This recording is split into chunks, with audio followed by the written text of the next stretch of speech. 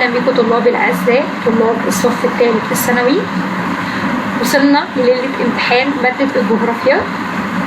هناخد النهاردة 100 سؤال وفكرة في الجغرافيا، هتلم لنا مادة الجغرافيا كلها. تمام؟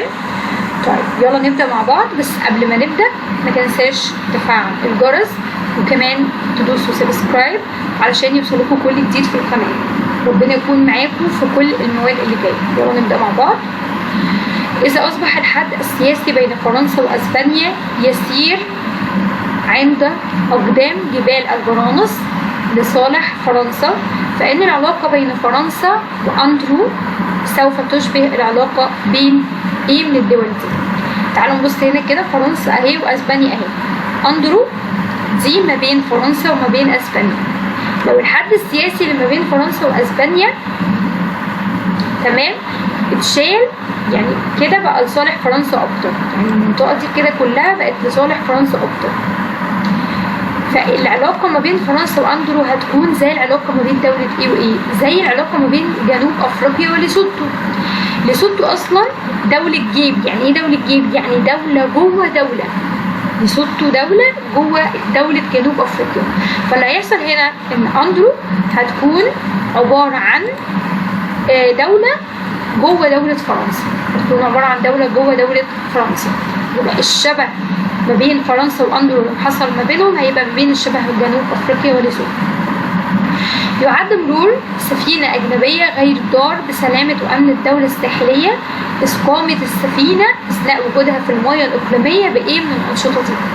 إمتى عبور سفينة أجنبية في المياه الإقليمية مش هيكون ضار؟ إمتى؟ لما يكونوا بينقلوا أو بيعملوا تجارة في المنطقة دي. يبقى إمتى؟ لما يبقى في حرية النقل والتجارة مع الدول الساحلية. يعني لو دولة جنبها دولة وما بينهم المنطقة اللي فيها المياه الإقليمية دي، إمتى أسمح للسفينة من الدولة اللي جنب دي تعدي في المياه الإقليمية بتاعتي؟ لما يكون أنا سامحالها بنشاط النقل والتجارة في المياه الإقليمية بتاعتي، بحرية النقل والتجارة مع الدول الساحلية. السؤال اللي بعده، بالنظر لخريطة البحيرات العظمى الأمريكية الكندية أهي، تحولت هذه البحيرات جميعها إلى دول، فبنستنتج إيه هنا بقى؟ يبقى إيه الاختيار اللي هينفع لما خريطة البحيرات العظمى دي الكندية وتحولت البحيرات جميعها إلى دول؟ يعني كل البحيرات دي بقت دول.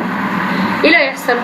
هتتشابه عدد الدول المجاورة لبحيرة ميشيغان مع عدد الدول المجاورة لتونس. بصوا بحيرة ميشيغان لو أنا عملت حدود ما بينها كده، إيه اللي هيحصل؟ هيبقى ما بينها وما بين بحيرة هورن حدود، وما بينها وما بين الولايات حدود، وما بينها وما بين كندا حدود. يبقى هتتشابه عدد المجاورات لبحيرة ميشيغان مع عدد الدول المجاورة. أمام خريطة لدولة أوغندا، ادرسها جيدا ثم أجد إيه البحيرات التالية تتشابه مع شكل الحد السياسي في البحيرات العظمى. شايفين كده أهي بحيرة زي فيكتوريا، بحيرة فيكتوريا، وهنا بحيرة اسمها ألبرت.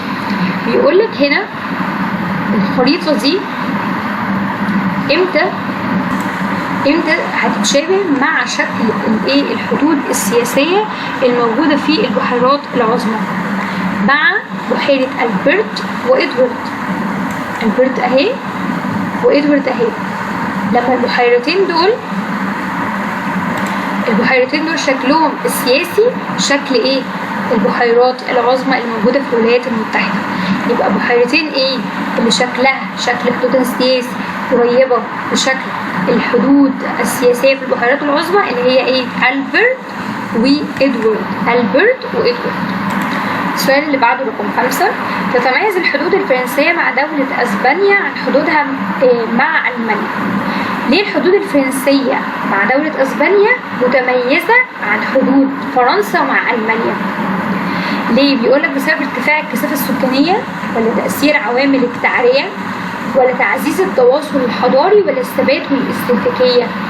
هي الصح ان ما بين فرنسا واسبانيا حدود جبليه، يبقى بتتميز بالثبات والاستهلاكيه. يعني ايه استاتيكية؟ يعني حاجة ثابتة. الجبال بتكون حاجة ثابتة ما بتتغيرش. يبقى حدود السياسية ما بين فرنسا وأسبانيا حدود جبلية بتتميز بالثبات عن الحدود اللي بتكون ما بين فرنسا وألمانيا، لأن اللي ما بين فرنسا وألمانيا حدود نهرية، والأنهار زي ما قلنا ممكن إيه بتتغير مع الوقت حدودها، لكن الحدود الجبلية بتفضل إيه ثابتة. بتتميز الحدود الفرنسية مع دولة أسبانيا بأن الحدود إيه ثابتة. رقم 6، الدول كثيرة الاستخدام للأنهار كحدود سياسية هي الأكثر تضرر من ناحية إيه؟ الاختيارات: الاحتكار الحضاري والأمن المائي والغذائي، الأمن المائي والغذائي والتكوين المورفولوجي، التكوين المورفولوجي والغزو الثقافي، ولا الغزو الثقافي والاحتكاك الحضاري. الإجابة هتكون التكوين المورفولوجي والغزو الثقافي. يعني إيه؟ نفهم بقى مع بعض.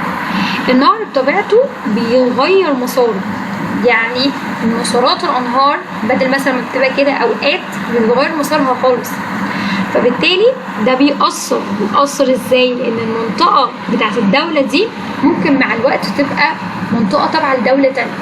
تعالوا كده مثلا نطبق على الخريطة دي، ادي ألمانيا وفرنسا، ما بينهم نهر اسمه الراين. طب لو نهر الراين ده غير حدوده، مثلا امتد كده، تمام، او العكس نزل خالص امتد ناحية سويسرا، يبقى كده فرنسا وألمانيا هيبقى مفيش ما بينهم حدود. هتبقى ايه؟ دولة فرنسا دلوقتي هتسمى انها تبع لألمانيا، لان الحد اللي ما بينها اللي هو النهر ده ما بقاش موجود. يبقى هيحصل ايه وقتها؟ هيحصل حاجة اسمها الغزو الثقافي، يعني الدولتين هيبقوا ايه؟ ملهمش حدود ما بينهم فاصلة، فبالتالي ايه؟ مفيش ثقافة مختلفة، يبقى في حاجة اسمها غزو ثقافي مكون منطقة جديدة. مثال ايه؟ مثال منطقة اسمها بانكو عند نهر اليو جراند. دي لما النهر يعني تحول مساره بقت منطقة بانكو دي، بعد ما كانت دي دولة ودي منطقة ودي منطقة، بقت منطقتين ايه؟ منطقة واحدة. يبقى التكوين المورفولوجي والغزو الثقافي دي من اكتر الحاجات اللي بتضرر الدول اللي ليها ايه؟ حدود انهار. من اكتر الحاجات اللي بتضرر الدول اللي الحدود بتاعتها حدود ايه؟ نهريه. السؤال اللي بعده بيقول لك: من خلال قراءة الخريطة التي امامك اي من الدول الاتية تعد الاكثر استخدام للحدود النهرية للفصل بينها وبين الدول المجاورة؟ تعالوا نبص كده على الخريطة. مين من الدول دي اكتر استخدام للحدود النهرية؟ يعني تستخدم اكتر الانهار كحدود عشان تفصل ما بينها وبين الدول المجاورة. يا ترى سويسرا والمانيا، ولا المانيا وفرنسا، ولا فرنسا والنمسا، ولا النمسا وسويسرا؟ تعالوا كده نطبق مثلا على سويسرا والمانيا. تعالوا كده نشوف سويسرا هنا بتنفصل بالنهر ما بين مين ومين؟ هو في نهر اهو برضه ما بين النمسا وما بين المانيا. طيب فرنسا هنا بتنفصل بين دولتين؟ لا، الحد النهري الوحيد اللي بيفصلها ايه؟ عن المانيا، يبقى مش فرنسا. يبقى سويسرا لكن فرنسا لا.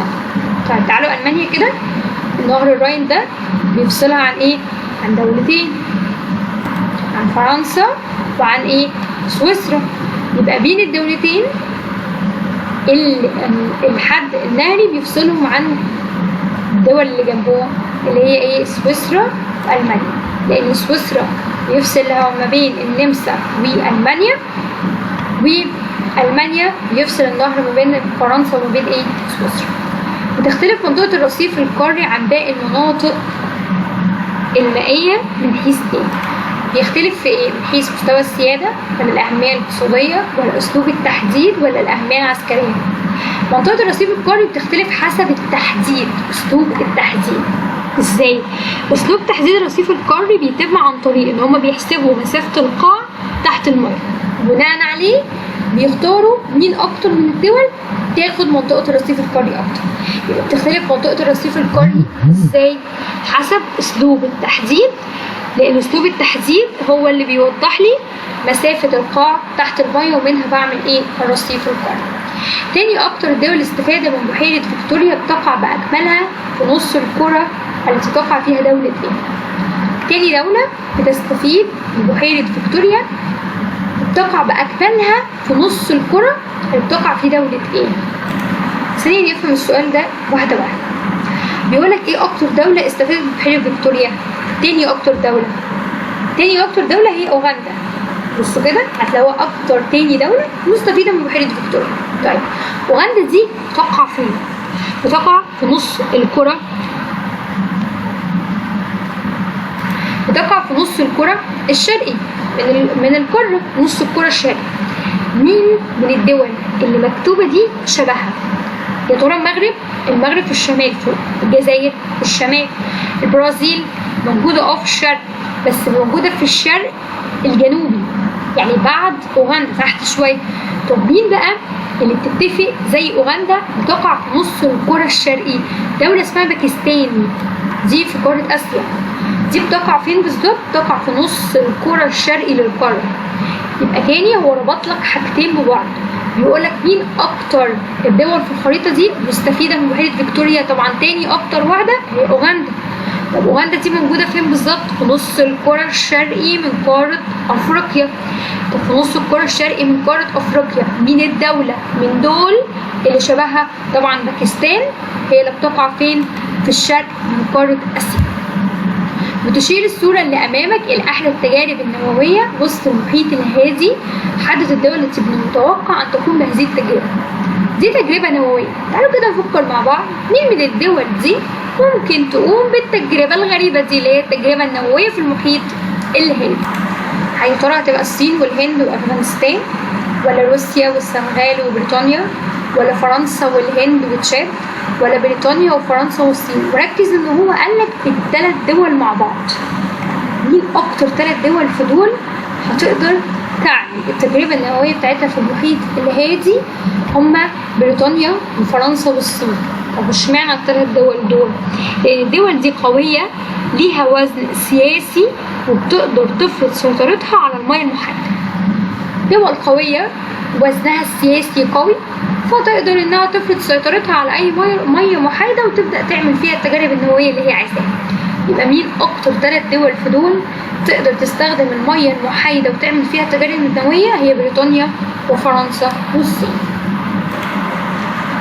السؤال اللي بعده، تظهر العلاقه الوثيقه بين الجغرافيا والتغيرات الجيومورفولوجيه فيما يتعلق بالحدود ايه من الحدود دول التغيرات الجيومورفولوجيه بتأثر عليها؟ الحدود الجبليه ولا النهرية ولا البحرية ولا البحيرية؟ لو انتم مركزين معايا اكتر الحدود اللي بتأثر على او اللي بتأثر فيها تغيرات الجيومورفولوجية هي الحدود النهرية. هي اكتر الحدود عموما تأثر. ليه؟ لان العوامل الجيومورفولوجية دي اللي هي بنسميها عوامل التعرية بتأثر على مجرى وضفاف الانهار. النهر يمشي بيعمل عملية تعرية. يعني ايه التعرية؟ يعني ينقل يرصف وينقل المواد بتاعته، فبالتالي بيعمل ليه قنوات يمشي فيها.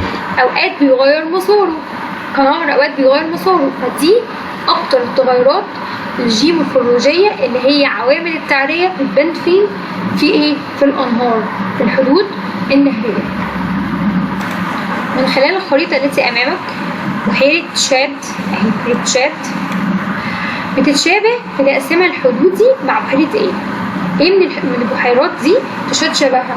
اللي هي السوبريور ولا ميتشيجن ولا فيكتوريا ولا منزلة؟ مين اللي شبهها قوي في البحيرات؟ فيكتوريا. مش فيكتوريا بتطلع على دولتين برضو، يبقى انها موجودة بين اكتر من دولتين زي بحيرة فيكتوريا، سواء دولتين او اكتر. وفيكتوريا ليه؟ لأنها بتطل على دولتين أو أكتر. أي مما يلي يعد أفضل أشكال الحدود السياسية بين دولة حبيسة وأخرى بحرية. زي قلنا الدولة الحبيسة زي ليسوتو مثلا. من أفضل أشكال الحدود السياسية ما بين دولة حبيسة وأخرى بحرية؟ يا ترى خط العمق الملاحي، ولا خط تقسيم المياه، ولا الخط الأوسط في البحيرات، ولا خط إحدى ضفتي النهر؟ الصح اللي فيهم خط العمق الملاحي. طب ليه خط العمق الملاحي؟ لان الدولة دي حبيسة. الدولة الحبيسة هتحتاج لنهر اللي موجود في الدولة البحرية عشان تقدر توصل من خلاله للعالم الخارجي. وقتها خط العمق الملاحي هيخدم الملاحة بتاعت الدولة الحبيسة دي أكتر. وقتها خط العمق الملاحي هيخدم الملاحة الايه بتاعت الدولة الحبيسة. ايه اكتر اشكال الحدود السياسية المفيدة بالنسبة للدولة الحبيسة مع الدولة البحرية؟ هي خط العمق الملاحي. سؤال رقم 15، اي من الانشطة الاقتصادية التالية يستحيل ان تمارسها اي دولة حبيسة؟ مين من الانشطة دول ما ينفعش دولة حبيسة تمارسها؟ تسيير سفن تجارية في مناطق أعالي البحار، استغلال مصادر الطاقة من المياه الداخلية، تأجير موانئ في منطقة الرصيف القاري، الملاحة النهرية في بعض الأنهار الدولية. مش ممكن تستفيد بيه، يستحيل. يعني يستحيل يعني مفيش دولة حبيسة هيبقى عندهم نشاط اللي هو ايه بقى؟ اللي هو استغلال مصادر الطاقة من المياه الداخلية. هي ما عندهاش مياه داخلية أصلا، ما احنا ليه بنقول عليها حبيسة؟ لأن ما عندهاش أي وسائل لمية. يبقى بالتالي ازاي تستغل مصادر الطاقة من المياه الداخلية عندها؟ يبقى من المياه الداخلية. بتتميز المناطق المشهورة اللي هي بالسهم الأخضر على الخريطة المقابلة بأنها لحد ده كده بتتميز بإيه؟ ذات عمق جغرافي غير قابل للحركة، ذات تركيز سكاني ليس ليه جذور اقتصادية. الحد ده اسمه حد سياسي أو بنسميه حد هندسي. يعني ايه حد هندسي؟ يعني حد مرسوم، الإنسان هو اللي رسمه، ده مش زي الحدود الطبيعية. فبالتالي ايه اللي بيبقى في الحدود الهندسية دي بقى؟ انها مش بيبقى ليها جدوى اقتصادية. يعني انا عشان اعمل حد سياسي ما بين دولة والتانية، المنطقة اللي انا بعمل فيها الحد دي ما بيبقاش ليها اي جدوى اقتصادية. يبقى لان دي حدود هندسية، والحدود الهندسية بتكون خالية من السكان او من الموارد الاقتصادية. الحدود الهندسية تكون خالية من السكان والموارد الاقتصادية. خرجت إحدى السفن في رحلة صيد حتى وصلت إلى منطقة بقلب المحيط الهادي، فوجد الصياد كمية هائلة من أسماك التونة. لكن الغريب إن قبطان السفينة أمر بالابتعاد عن هذه المنطقة، وكان تبديل الانسحاب بإيه بقى؟ إمتى ممكن القبطان يقول للسفينة ارجعي؟ في إيه من الحالات دي أو انسحبي؟ إن المنطقة تابعة للمياه الإقليمية لدولة اليابان، احتمال وجود نسبة تلوث إشعاعي نووي بهذه المنطقة، إن المنطقة ممنوع إجراء فيها المناورات العسكرية، هم أصلا بيصطادوا مفيهاش مناورات عسكرية، يبقى أكيد ده لأ كل مقاييس.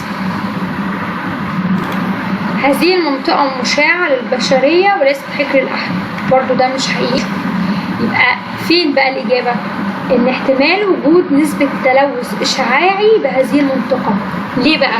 لأن احنا لسه مجاوبين في السؤال فوق، قلت لكم زي الدول إيه اللي ليها سيادة بتستخدم قلب المحيط الهادي، خصوصا باللي موجود في قرب المنطقة ايه بتاعت المياه المحايدة اللي بتقدر فيها تجري التجارب الصاروخية والنووية. وبالتالي المناطق دي بتكون احتمال وجود نسبة تلوث إشعاعي نووي كبيرة فيها. يبقى سفينة خرجت وصلت لقلب المحيط الهادي واصطادوا أسماك تونة. الغريب إن قبطان السفينة أمر بالانسحاب. شاف إيه عشان ينسحب؟ احتمال وجود نسبة تلوث إشعاعي نووي بالمنطقة دي. قلنا ليه؟ علشان المنطقة دي موجودة في قلب المحيط الهادي اللي فيها مياه محايدة، والمياه المحايدة دي الدول ذات سيادة بتبدأ فيها تعمل إجراء لتجارب صاروخية ونووية، فبتكون إيه؟ مشعة. تكون المنطقة دي مشعة. في ضوء دراستك للخرائط التي أمامك أجب تتميز بحيرة مارتشيكيا عن بحيرة ملاوي في إيه؟ تعالوا كده نبص على الخريطتين. بصوا ملاوي، بحيرة ملاوي بتقطع إيه؟ أفريقيا كده، لكن بتعدي في إيه؟ في أفريقيا، والمنطقة كلها بتاعت أفريقيا بس، مفيش أي قارة تانية. طيب هنا بقى في المغرب بحيرة إيه؟ مارتشيكا أهي، بحيرة مارتشيكا. إيه الفرق ما بينها وما بين ملاوي؟ مارتشيكا هنا تقع على البحر المتوسط، قريبة من منطقة مليلة اللي هي قريبة منين؟ من أسبانيا. يبقى هنا هي قريبة من إيه؟ من الحدود الأوروبية، يبقى اقتراب من حدود إيه؟ أوروبية. يبقى إيه سبب إن بحيرة مارتشيكا مختلفة عن بحيرة ملاوي؟ لأن البحيرة دي قريبة من حدود أوروبا، وبتتميز بأنها إيه؟ قريبة من دولة أسبانيا، بتتميز إنها قريبة من دولة أسبانيا. تقع بحيرات مصر الشمالية إلى الجنوب من مياه إيه؟ داخلية، إقليمية، تكميلية، محايدة. بحيرات مصر الشمالية موجودة من الجنوب من المياه الإقليمية. طب ليه؟ لأن بحيرات مصر الشمالية دي مياه داخلية، مياه موجودة جوه الدولة، والمياه الداخلية دايما بتكون جنوب بعد يعني المياه الإقليمية. يبقى تقع بحيرات مصر الشمالية إلى الجنوب من المياه الإيه؟ الإقليمية. أي من المحافظات الثلاثة تتشابه طبيعة حدها الإداري الشمالي والجنوبي مع طبيعة الحد الشمالي والجنوبي لمصر. محافظة شمال سيناء، محافظة الوادي الجديد، محافظة مطروح، محافظة البحر الأحمر. من المحافظات دي اللي بتتشابه حدها الإداري الشمالي والجنوبي مع طبيعة شكل الحد الإداري المصري هتكون إيه؟ مطروح. بصوا كده معايا، مطروح شمالها حد بحري، جنوبها حد هندسي. طب تعالوا نبص على مصر كده خالص، شمالها حد بحري، جنوبها حد هندسي. يبقى أكتر واحدة مشابهة كمحافظة شبه حدود مصر هي ايه؟ محافظة مطروح. إذا كانت تشيلي والأرجنتين تستفيدان من المعادن الموجودة في جبال الأنديز، فهذا يعني ايه؟ تبعية الجبال لدولة تشيلي، رسم الحدود مع خط تقسيم المياه، غياب فكرة العدالة الحدودية، رسم الحدود مع أنظمة الجبال. هنا بيقولك إن تشيلي والأرجنتين الاتنين بيستفيدوا من المعادن الموجودة في جبال الأنديز، ودول دولتين. يبقى ازاي بيستفيدوا؟ امتى؟ لما عملوا رسم الحد مع خط تقسيم المياه. رسم الحدود مع خط تقسيم المياه، الجبل متقسم على دولتين، فبيتم ايه؟ تقسيمه حسب خط تقسيم المياه. يبقى الجبل هنا متقسم على دولتين، فمنها ايه؟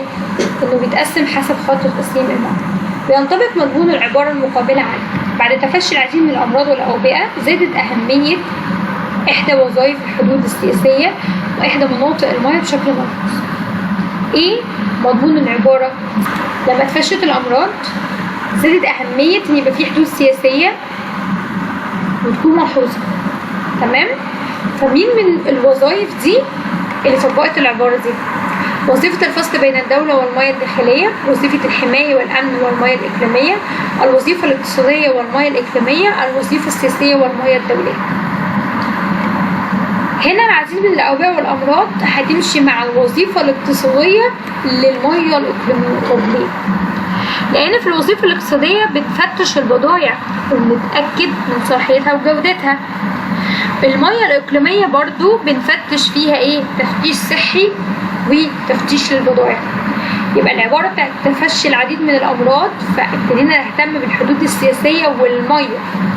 مين في دول مضمون عليها هذه العبارة؟ الوظيفة الاقتصادية والمياه الإقليمية. ليه؟ لأن في الوظيفة الاقتصادية بيتم تفتيش البضائع، نتأكد من مدى إيه؟ جودتها. في المياه الإقليمية بيتم برضو في الوظيفة الاقتصادية دي إيه؟ تفتيش الصحي لإيه؟ للبضائع أو للمواطنين. فبالتالي بعرف من خلال التفتيش إيه؟ الصحي. عندما تلتقي ثلاثة أنواع من المناطق المائية عند منطقة معينة، فإن تلك النقطة تقع عند خط الساحل ولا خط تقسيم المياه ولا الحد البحري ولا أعالي البحار.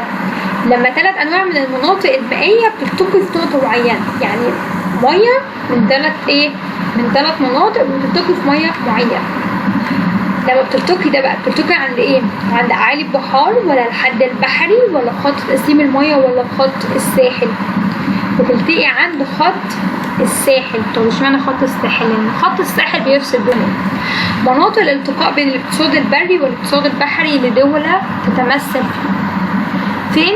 منطقة الالتقاء بين الاقتصاد البري والاقتصاد المياه المحايدة ولا الحد البحري ولا المياه الملاصقة ولا خط الساحل. هتبقى طبعا خط الساحل، لأن عند خط الساحل بتلتقي ايه؟ الاقتصاد البري، بيلتقي الاقتصاد البري اللي هو جزء من أرض الدولة والاقتصاد بتاعها، وده بيكون جوه ايه؟ المياه الداخلية للدولة. كمان بيلتقي بالمياه الإقليمية اللي هي بنسميها الاقتصاد البحري. بتتشابه الدول الواقعة شمال الحدود الجبلية المتواجدة في جنوب آسيا وجنوب غرب أوروبا. الدول الواقعة شمال الحدود الجبلية فوق الحدود الجبلية وموجودة في جنوب شرق آسيا اللي هي المنطقة دي كده، وجنوب غرب أوروبا. بتتشابه في إيه؟ أو هما شكل بعض في إيه؟ في المساحة الأرضية، في توزيع الهيمنة والسلطة، صعوبة الاتصال بالعالم الخارجي والنظام السياسي والإداري. النظام السياسي والإداري. طب اشمعنى؟ لأن الدولة الواقعة شمال الحدود الجبلية اللي هي جنوب شرق آسيا اللي هي دولة الصين، والدولة الواقعة شمال الحدود الجبلية اللي هي جنوب غرب أوروبا هي دولة فرنسا، والشبه بين الصين وفرنسا إن كلاهما دولة حدودية. تاني، جنوب شرق آسيا اللي هي الصين، وجنوب غرب أوروبا اللي هي فرنسا. يبقى اللي بيختلف ما بينهم هما اللي بتشابه ما بينهم هما الاثنين النظام السياسي والإداري، النظام السياسي والإداري. يعني اللي هي ايه الحدود، ان الدول دي تبقى ليها ايه حدود، اللي هي دول وتكون دول حدودية. طب من الحدود البحرية التالية تقع شمال دائرة عرض 23 و30 شمالا.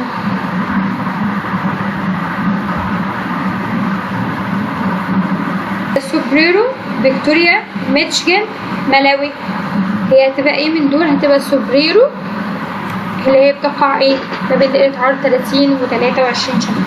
تقع دائرة عرض 30 و 23 جنوب الحدود في أحد قارات العالم الجديد النامي. تتميز بإيه؟ امتى؟ لما قال لي تقع دائرة عرض 23 جنوبا في إحدى قارات العالم الجديد. تميز بإيه؟ بإقامة التحصينات عليه. لما قطعت دائرة عرض 23 جنوب حدود في أحد قارات العالم الجديد النامي، عملوا ايه؟ تحصينات هناك، لأن ده كان بيقصد بيه على جبل الإنديز اللي بيعدي عليه مدار الجدي اللي بيعدي على قارة أمريكا الجنوبية. بالاستعانة بالخريطة السابقة أي مما يلي يعد حد فاصل بين دولة وحدية وأخرى فيدرالية. ايه الفرق ما بين الدولة الوحدوية والفيدرالية؟ تكون جبال الهيمالايا، مضيق بيرينج، البحيرات العظمى، ومضيق صقلية. هتبقى طبعا جبال الهيمالايا. ليه جبال الهيمالايا بتمتد حد فاصل بين دول وحدودية وأخرى فيدرالية؟ ليه بنعتبر الجبال دي كده؟ ان جبال الهيمالايا موجودة بين الصين وحدود ايه الهند الفيدرالية، لأن جبال الهيمالايا موجودة بين الصين وحدود ايه الهند الفيدرالية. يمكن تصنيف المنطقة المائية جنوب غرب مدينة. يمكن تصنيف المنطقة المائية اللي هي مياه إقليمية، مياه تكميلية، رصيف قاري، مياه داخلية.